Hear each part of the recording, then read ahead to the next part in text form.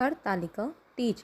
इस साल यह व्रत 18 सितंबर 2023 को किया जाएगा। इस दिन सुहागिन स्त्रियां अपने पति की दीर्घ आयु के लिए और लंबी आयु के लिए यह व्रत करती हैं। इस व्रत को निर्जल ही किया जाता है और अगले दिन ही जल ग्रहण किया जाता है। हरतालिका तीज का नाम कैसे हरतालिका तीज पड़ा?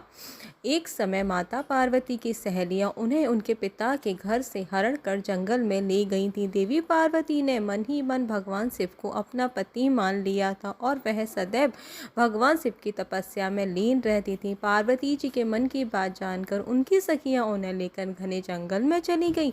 इस तरह सखियों के द्वारा उनका हरण कर लेने की वजह से इस व्रत का नाम हरतालिका व्रत पड़ा।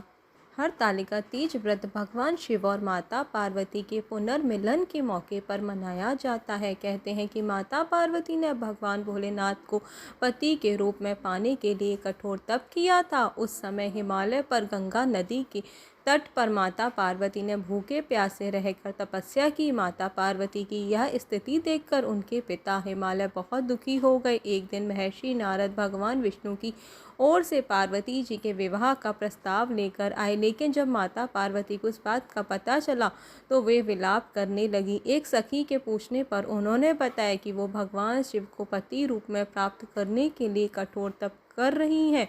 इसके बाद अपनी सहेलियों की सलाह पर माता पार्वती वन में चली गई और भगवान शिव की आराधना में लीन हो गई।